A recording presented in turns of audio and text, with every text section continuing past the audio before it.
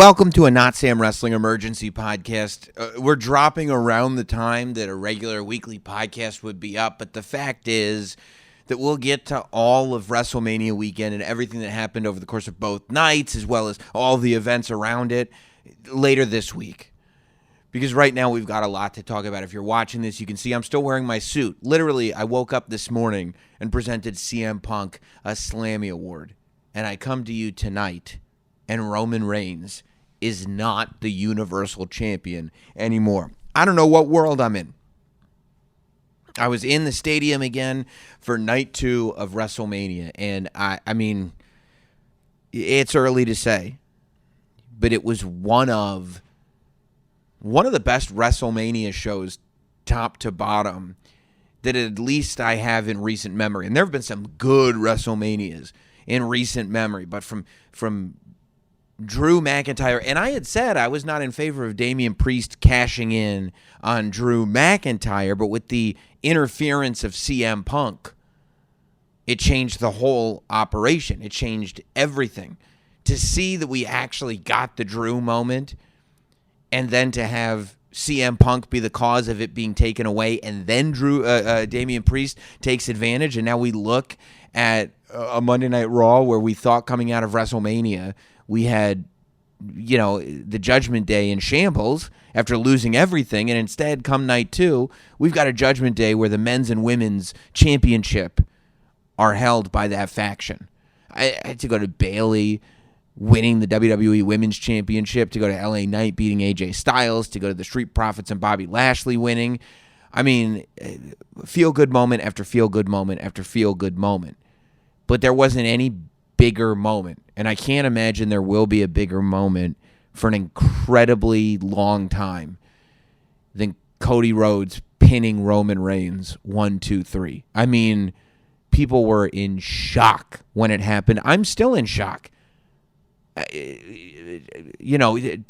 realize that, yeah, it happened. Roman Reigns, I can't even say it, title reign is over. And, there's been a lot of conversation about what era of wrestling this is.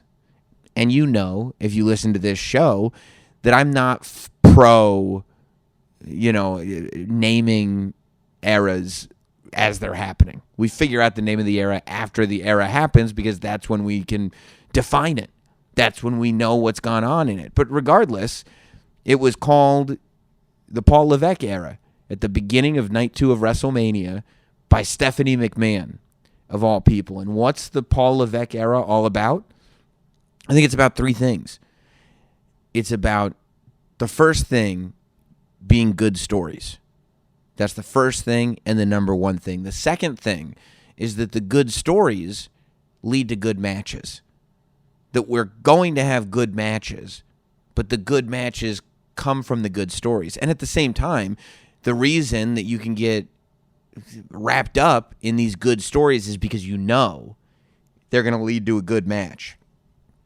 And then the third thing is satisfying fans. That fans are going to leave feeling like they got what they want, and that stories are worth investing in, because the result that they want to see and the payoff that they want to see, eventually, at some point, they'll get to see it. It's why you let them cook. And I think that's what tonight was all about. That's what the ending of tonight's show was. It was, hey, what if the good guy wins? What if we don't need some weird thing that nobody can understand why it happened, but at least you didn't predict it? No. What if the good guy just wins? And what if this Bloodline story that you invested in and this Cody Rhodes story that you invested in simultaneously reach the end, the climax, as I put it on the Pat McAfee show earlier this week? What if that just happens? And you look in the ring, and at the end of the night, you see Cody Rhodes, and he's surrounded by LA Knight, who's somebody who the fans built. He's surrounded by Randy Orton. He's surrounded by CM Punk. He's surrounded by Sami Zayn. He's surrounded by Kevin Owens. And what you've got for the first time and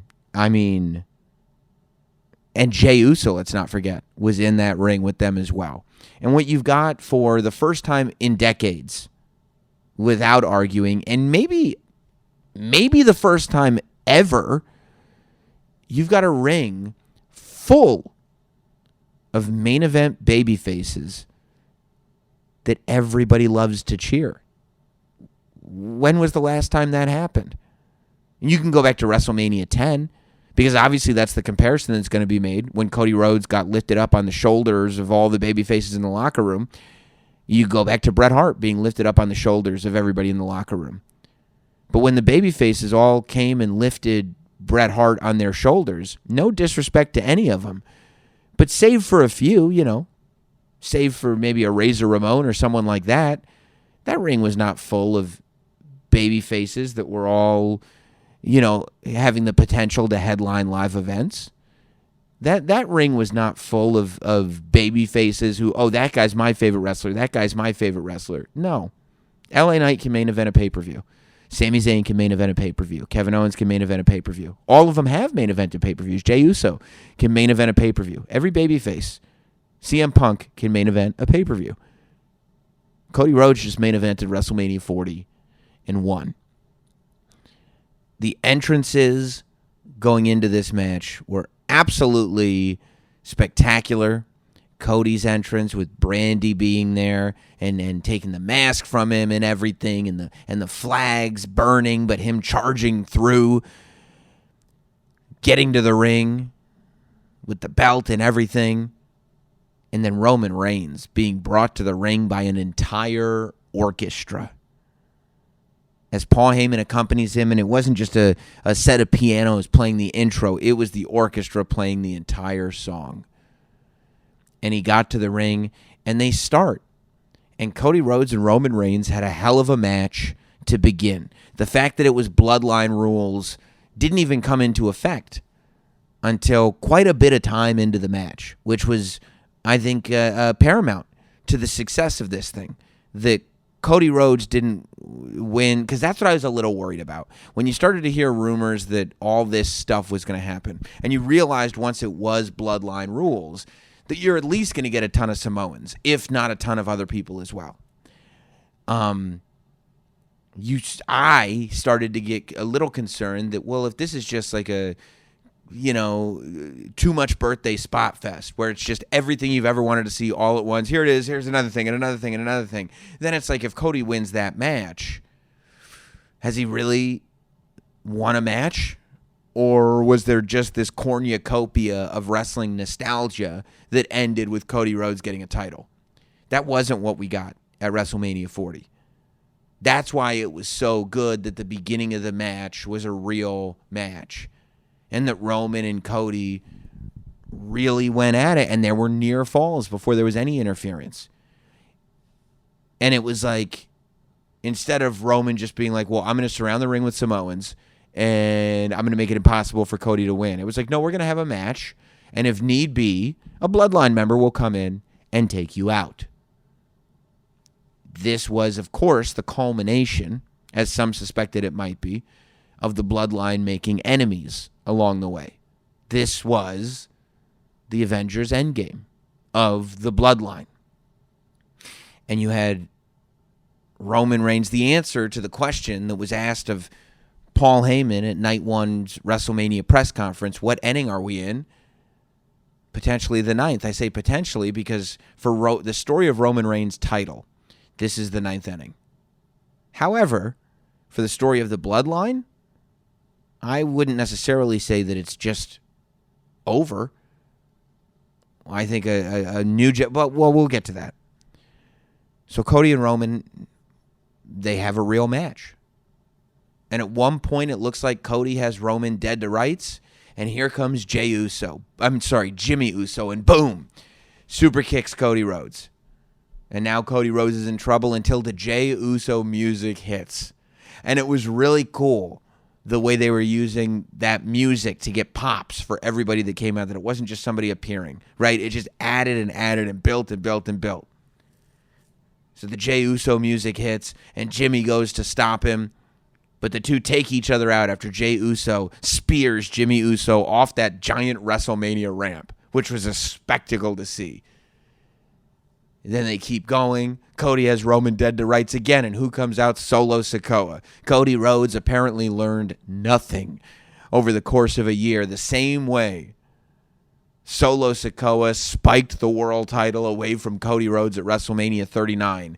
Solo Sikoa spiked Cody Rhodes and stopped him from beating Roman Reigns for the moment at WrestleMania 40. Cody Rhodes was able to kick out, and just as push was about to come to shove, the Cena music hits. When the Cena music hits, that's when you realize, oh, we're getting everything. Oh, it's all going to happen. And Cena comes out to get vengeance against Solo Sikoa. What happened the last time we saw Solo Sikoa and John Cena? Well, Solo Sikoa beat John Cena. So now here comes John Cena to get his revenge against Solo Sikoa, puts him through a table. John Cena gets in the ring, ready to take out Roman Reigns, and what happens? The Rock's music hits. When was the last time we saw The Rock versus John Cena? That was WrestleMania 29. Who won that battle? John Cena. So The Rock comes out and gets his revenge. And The Rock gets his revenge. The Rock takes out John Cena. And people are wondering who's going to come next, who's going to come next. Of course, many thought maybe we'd hear the glass break. Maybe we'd hear that glass shatter. We didn't. Instead, we heard the dong. And, you know, as much as I would have loved to hear the glass shatter, it was cool to hear the dong because nobody expected it. Nobody ever, everybody by that, in that moment, going in, there was, whatever you could guess, you could fantasy book it. But when The Rock came out, there was this feeling of, in the building of, oh my God, we're going to get Stone Cold. Oh my God, we're going to get Stone Cold. And then we got The Undertaker, and it's like, oh, what the hell? We're getting The Undertaker. Dong, Undertaker shows up, choke slams The Rock, dong, Undertaker disappears again. And then it's down to Cody Rhodes and Roman Reigns. And when Cody Rhodes hits his move, gets the cover, I swear to God, 1, 2, 3, I was in shock. My jaw was on the floor. I was the Undertaker's streak is broken guy. And Paul Heyman is now at ringside for 2 of the most insane WrestleMania victory moments ever, which is Brock Lesnar ending the streak and Cody Rhodes ending Roman Reigns' title run. Unfortunately, Paul Heyman was not on the winner's side this time. So we now have an end. Hard to imagine. Roman Reigns is the 4th longest reigning WWE champion of all time. Bruno Sammartino, Bob Backlund, Hulk Hogan, Roman Reigns. And I don't believe that we will ever see that list altered. And maybe we will, and you'll get to go back to this podcast and go, oh, you said never, and here we are 20 years later, and it's being altered. But I just don't see a way. Roman Reigns was talking in the press conference after WrestleMania Night 1 and mentioning that he was the GOAT because not only was he able to do what he's been able to do, but he's been able to do it in this era, an unthinkably long title reign.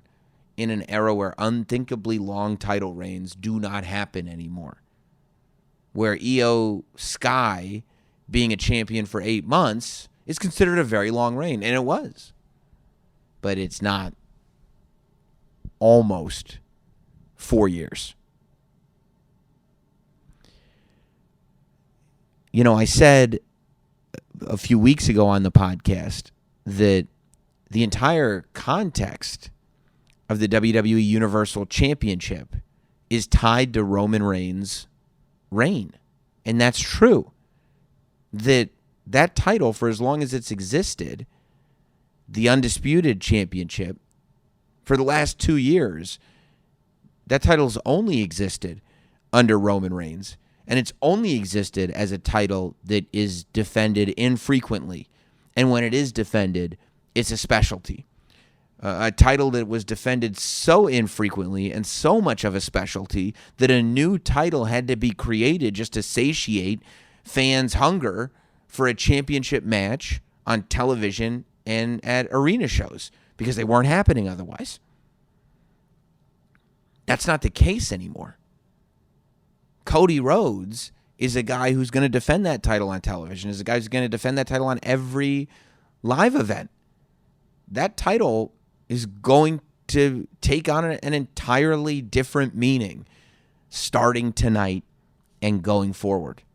Even before Roman's run, because Roman was the WWE champion, but he won the Universal title from Brock Lesnar.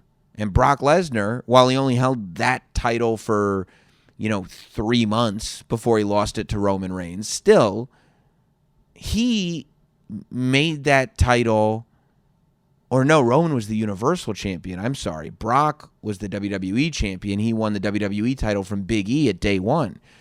Roman had been Universal champion since August of 2020. But still, before Roman was Universal champion, Brock had held the Universal title. And Brock defended it infrequently. Seldom did you see a Brock Lesnar championship match. He was the one that started this trend.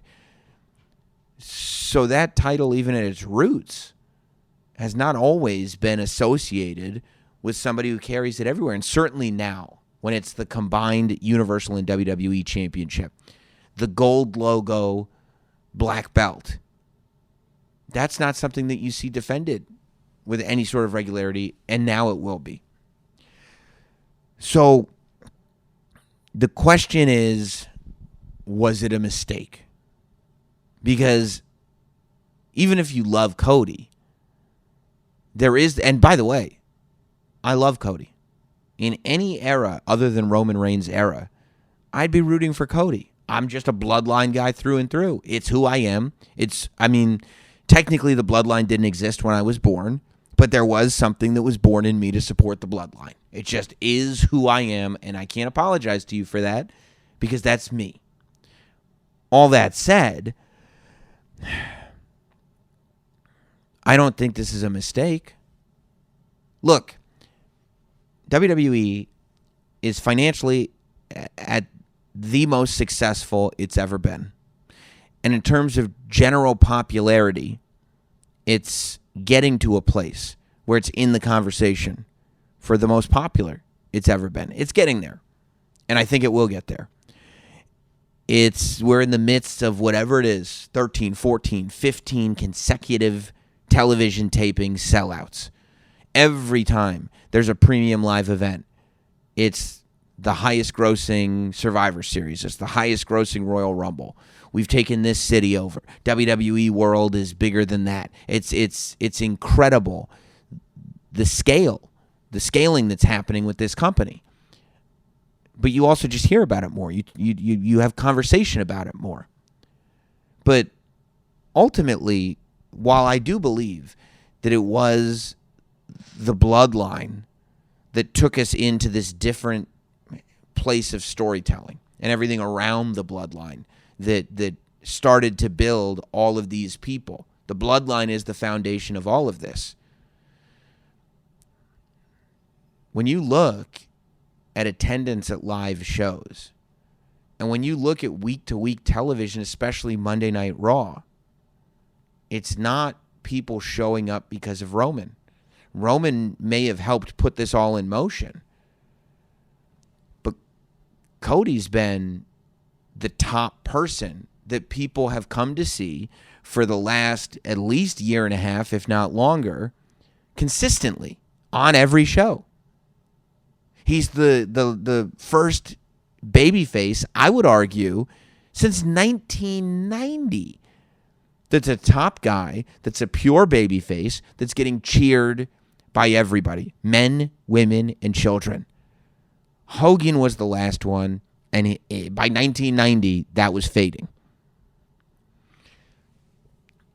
you can't tell me that Cody as the guy doesn't make sense. You can't tell me that people haven't been investing in WWE as a product because they want Cody to be the guy. And if the reason they're investing is because they want Cody to be the guy, then at some point, he does have to be the guy.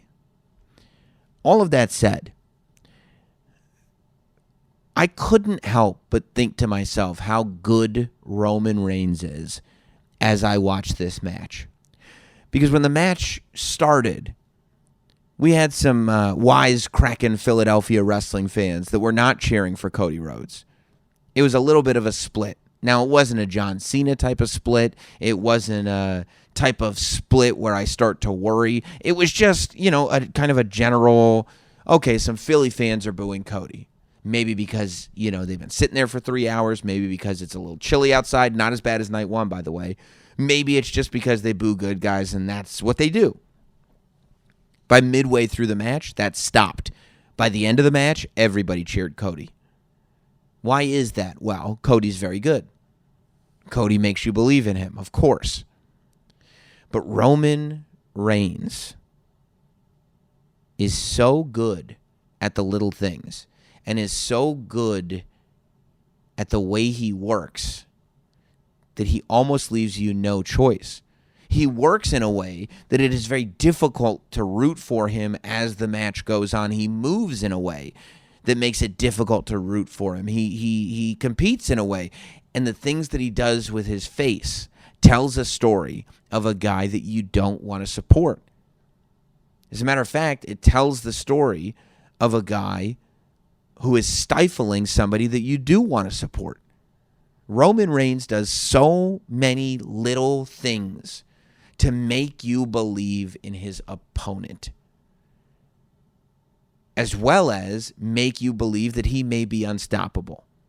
When somebody can make themselves look unbelievable, but also make their opponent look incredible and look like somebody who you want them to beat you, you've got a stud on your hands.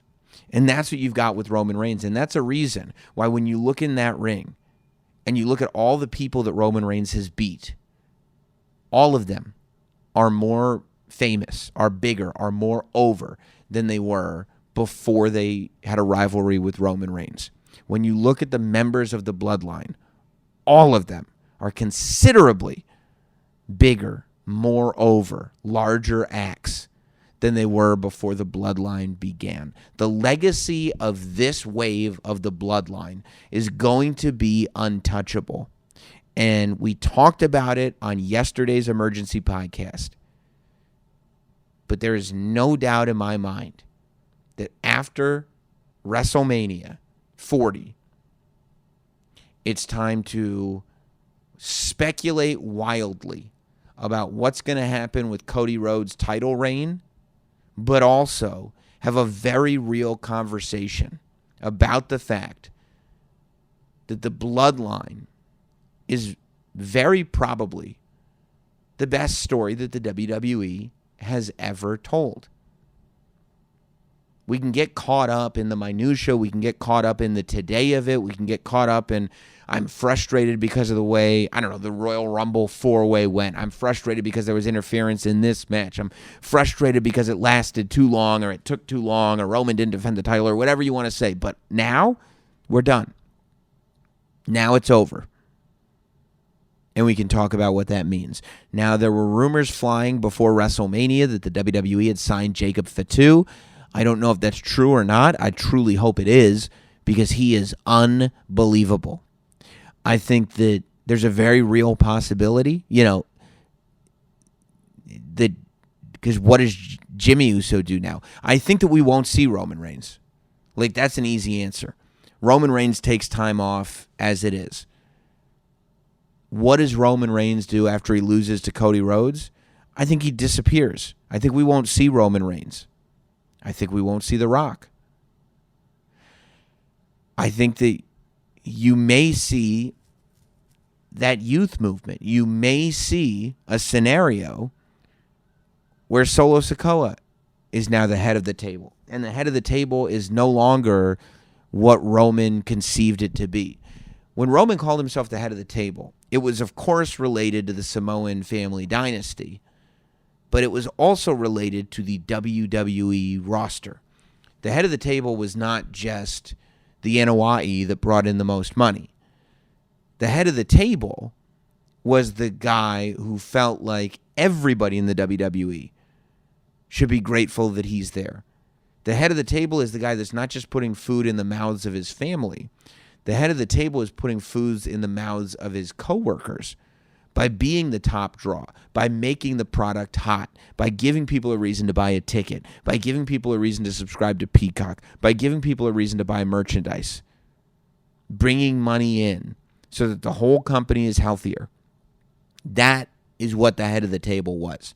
Solo Sikoa was called next in line months ago.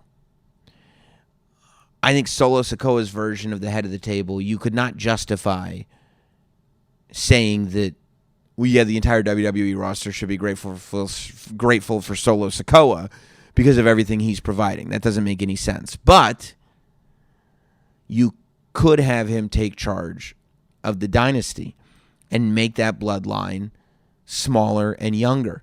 A bloodline where it's Solo Sikoa, Jimmy Uso, and Jacob Fatu, if Jacob has indeed signed.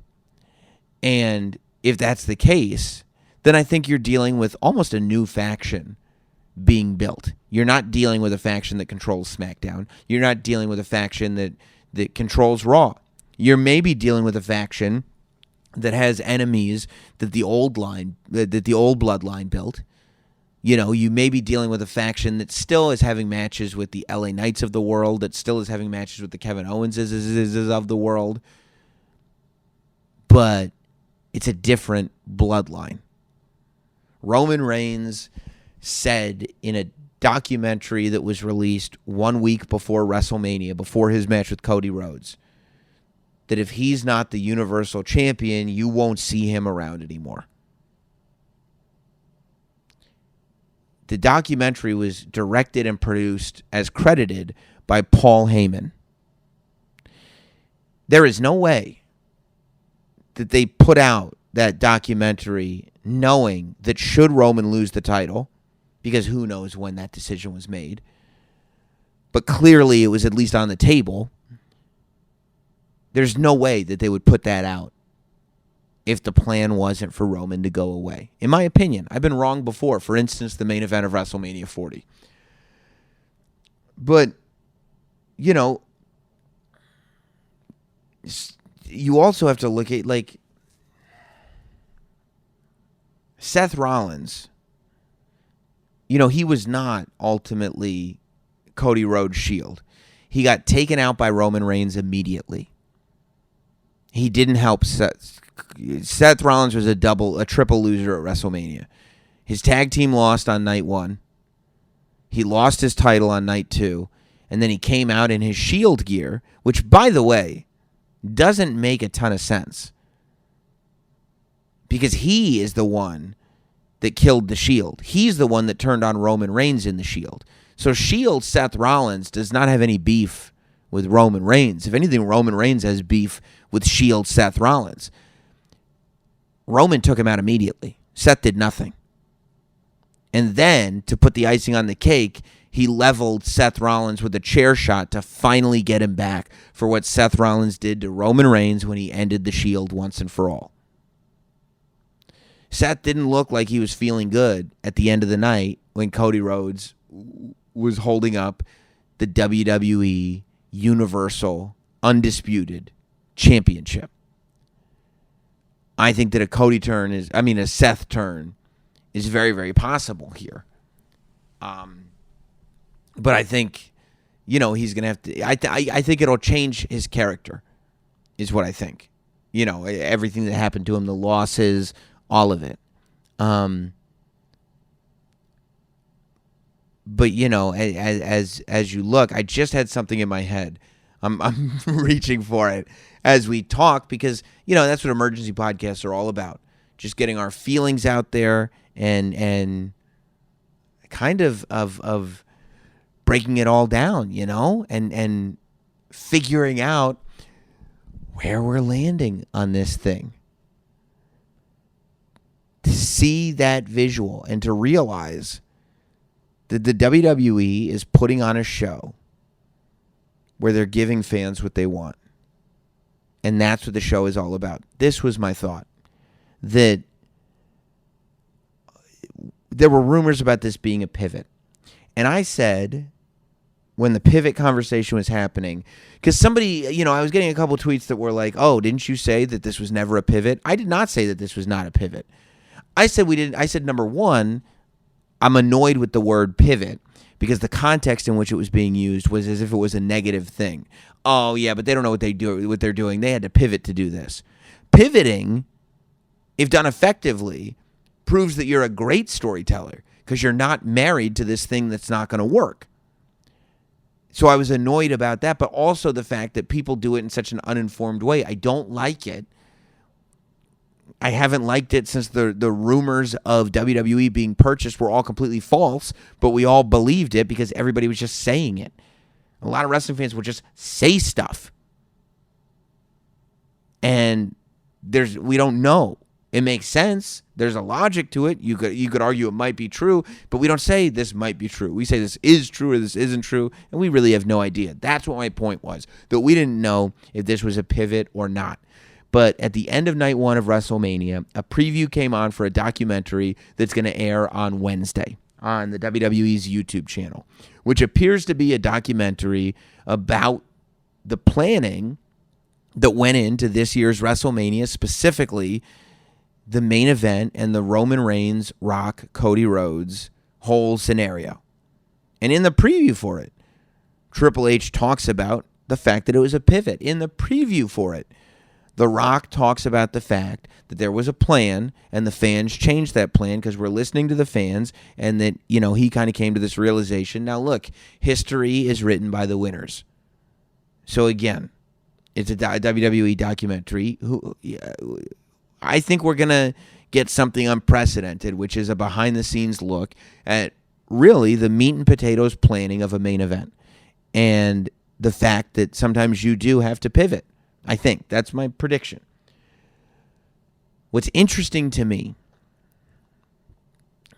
is that this means that after the Royal Rumble, as recently as February in Las Vegas, right before that press conference, Super Bowl, before the Super Bowl, the main event for WrestleMania, theoretically, was Roman Reigns versus The Rock.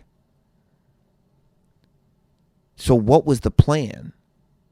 And how wild is it that theoretically, if this is true and this was a pivot, that Cody Rhodes and Roman Reigns was not the main event originally of night 2 of WrestleMania 40, which means that up in 60 days ago, Roman Reigns was not planned to lose this championship at WrestleMania, unless they were going to put the title on The Rock, which would be fairly surprising.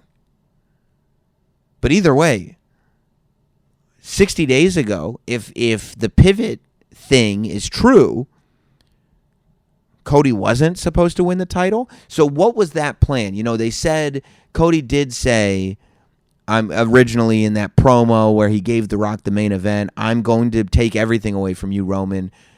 I'm just not going to do it at WrestleMania. And then The Rock came out.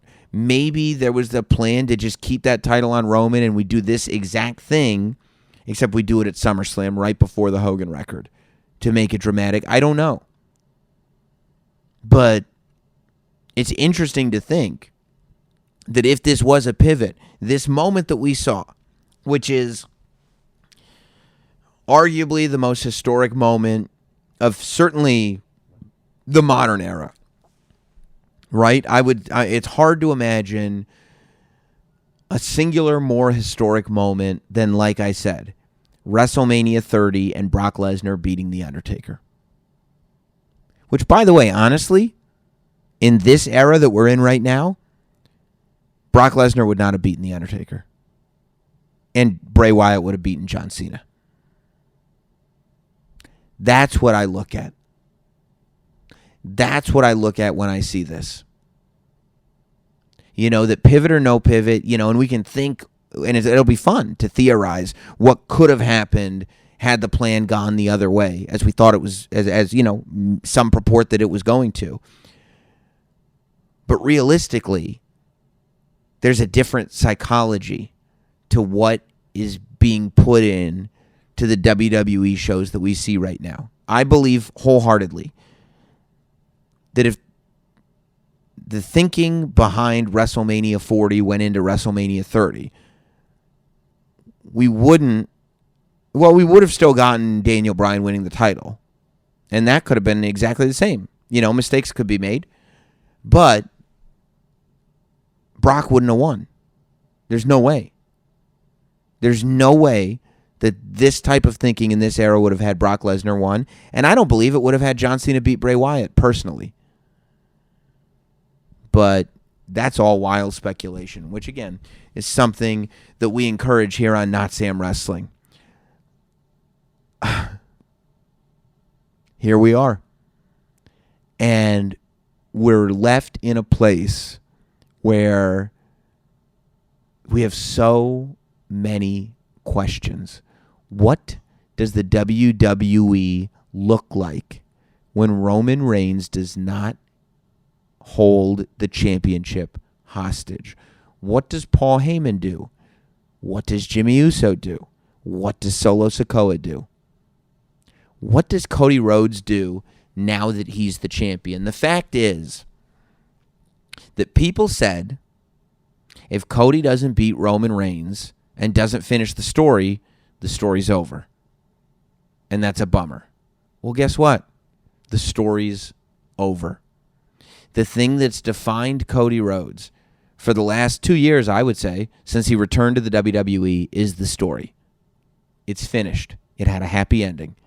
Cody got it. So what happens to the boy that got everything he ever wanted? Some people say be careful what you wish for. You know what they said at the end of Willy Wonka and the Chocolate Factory? As Gene Wilder in that Willy Wonka outfit is in a Wonka-vator with Grandpa Joe and Charlie Bucket, he says, Charlie, be careful. After Charlie has won the Chocolate Factory, Willy Wonka is going to give Charlie the Chocolate Factory and move his entire family into it. It's literally exactly what happened to Cody Rhodes tonight. Tonight, Cody Rhodes was that little Charlie Bucket boy who decided not to give Slugworth the everlasting gobsucker. Gobstopper? Gobstopper.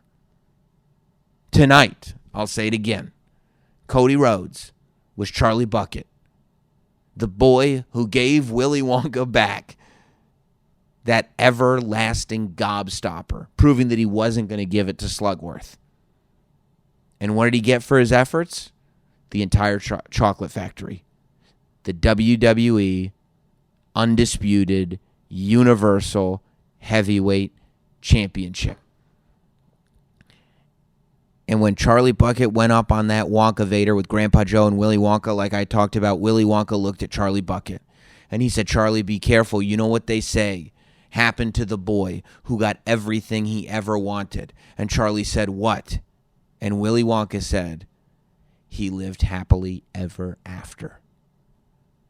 Cody Rhodes, what happens to the guy who goes out with an expressed goal, puts it all on the line, says that he said to myself and Tommy Dreamer on Busted Open in January, this story has to end at WrestleMania 40 against Roman Reigns. He said, if I don't finish the story at WrestleMania 40 to 2K Games, he said, don't bother ever putting me on a cover again.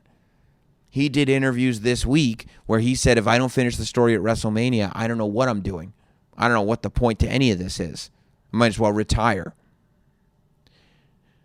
Cody Rhodes just got everything he ever wanted.